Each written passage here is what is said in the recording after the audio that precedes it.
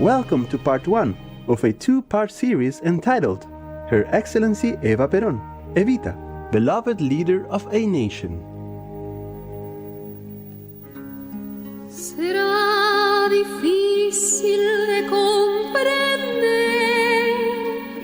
que a pesar de estar ahora aquí, soy del pueblo y jamás lo podré olvidar.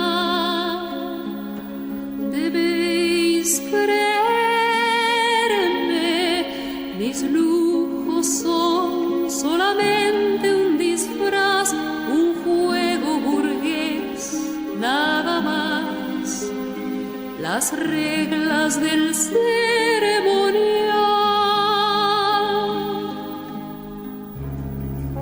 tenía que aceptar.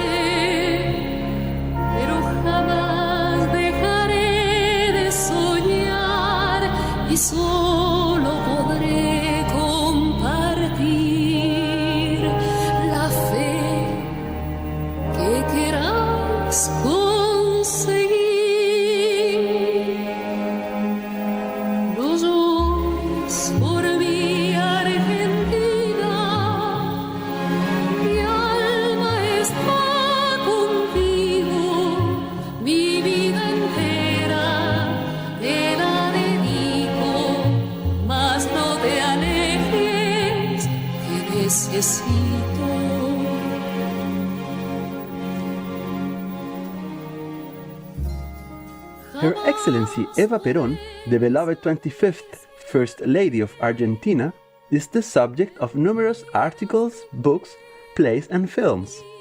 Don't Cry for Me, Argentina, the extraordinary song by English composer Lord Andrew Lloyd Webber and lyricist Sir Tim Rice, is an iconic part of their famous musical Evita.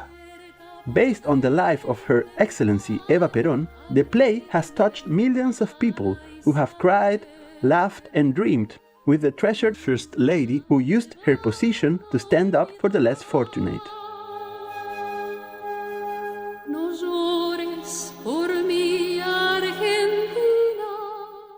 María Eva Duarte de Perón was born in Junín, in the Argentine province of Buenos Aires, on May 7, 1919.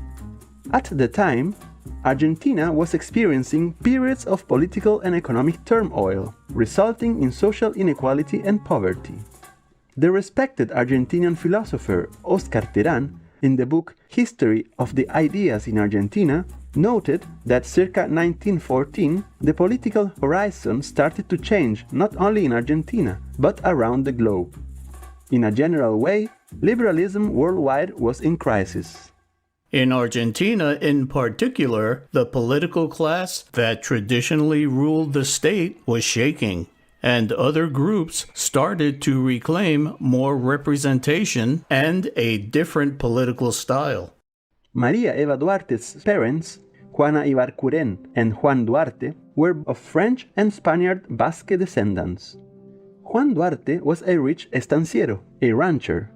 The couple was not married, and Juan had another legal wife and family. Although their situation was not uncommon at the time, under Argentinian law, Eva and her siblings were considered illegitimate, leaving them without legal rights and making them socially marginalized. When Eva was 1 year old, Juan returned to his legal family. Juana and her children were forced to move to an underprivileged area, where she sewed clothes for the neighbors. The only thing that Juan Duarte left to the family was a document declaring that the children were his, thus enabling them to use the Duarte surname. Mother and daughters took up jobs as cooks in the houses of the local estancias. For Eva and her siblings, poverty was not a social abstraction, it was their daily life. In 1926, Eva's father passed away.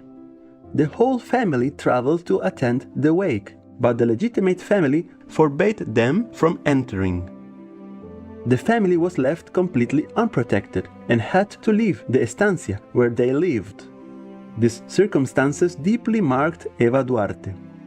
In her autobiography, The Reason for My Life, Eva Perón mentions, para explicar mi vida de hoy, es decir, lo que tengo, de acuerdo con lo que mi alma siente, tuve que ir a buscar en mis primeros años los primeros sentimientos. Ese sentimiento es mi indignación frente a la injusticia. Desde que yo me acuerdo, cada injusticia me hace doler el alma, como si me clavase algo en ella. De cada edad guardo el recuerdo de alguna injusticia que me sublevó desgarrándome íntimamente.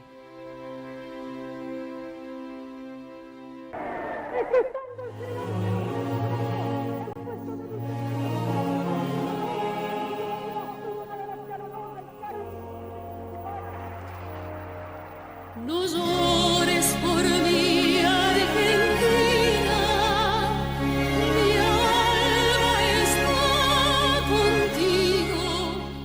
Welcome back to our program, Her Excellency Eva Perón, Evita, beloved leader of a nation, part 1 of 2.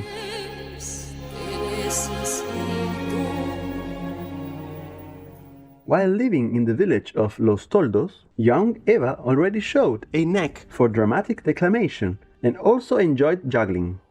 As Eva's older siblings became of age to work, the family moved to the city of Junín.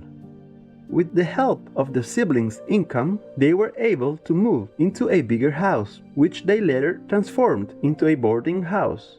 Eva started school and participated in the school plays and concerts. Cinema, as an art form, was developing very fast, and many famous Argentinian films of that period have become classics in their own right.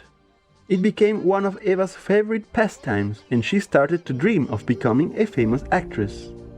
When she was 14 years old, she played a small role in a school play called Students Arise, a play that Eva's biographer John Barnes describes as an emotional, patriotic, flag-waving melodrama.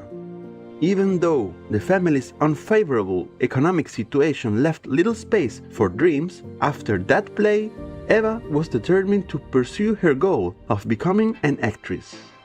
Longing for an opportunity, in 1934, at the incredibly youthful age of 15, she left Junín to the nation's capital of Buenos Aires. The circumstances of her journey are not clear. Some say that she went to Buenos Aires at the invitation of a young musician. Her sisters said that their mother accompanied Eva and found her suitable accommodation with some old friends of the Duarte family. Eva bleached her naturally black hair to blonde, and against all odds, without formal education or connections, she made her professional debut on March 28, 1935, in the play Mrs. Perez at the Comedians Theatre. From then on, Eva worked almost continuously. In 1936, she toured nationally with a theater company, worked as a model, and was cast in several movies. A company called Candilejas hired her in 1942 for a daily role in their drama called Muy Bien, which aired on one of the major radio stations in the country, Radio El Mundo.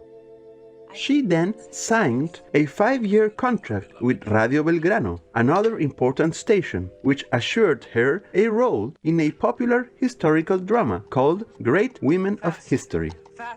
Little did she know that she would also become one of the great women of history. By 1943, Eva was earning 5,000 to 6,000 pesos a month, making her one of the highest paid radio actresses of the nation. And she became the co-owner of the radio company.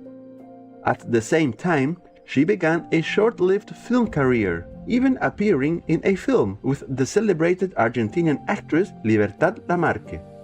With her new financial stability, she moved to a new apartment in an exclusive neighborhood of Recoleta.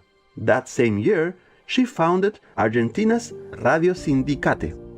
On January 15, 1944, an earthquake occurred in the town of San Juan, Argentina, taking the lives of 10,000 people.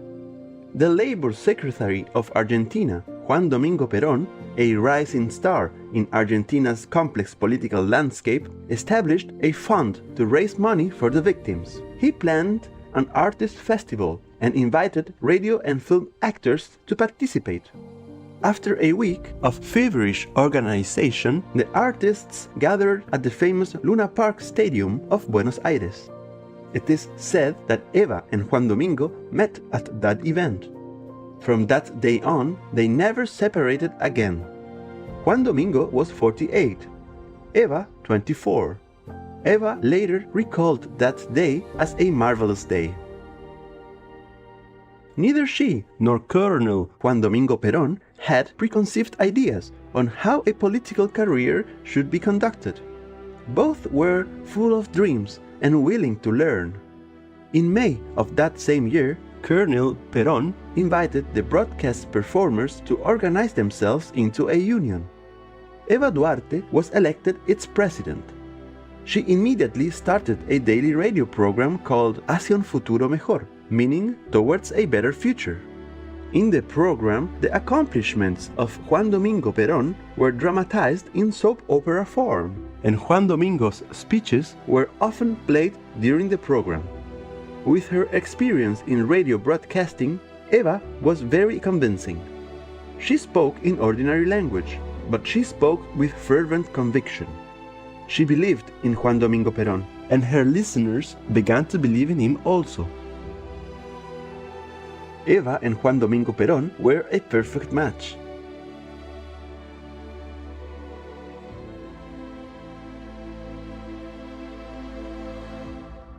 In the next episode, we'll see how the pair worked together to better the lives of their fellow Argentine citizens. The excerpts talking about veganism are related to the Book of Prophets. They mention about the ideal world where animals can live peacefully with each other. The Reverend Father Anthony Chang Sang Loy, vegan. Luminescence viewers, thank you for your devoted company today. Join us again on Sunday, June 19th for part 2 of Her Excellency Eva Perón, Evita, beloved leader of a nation.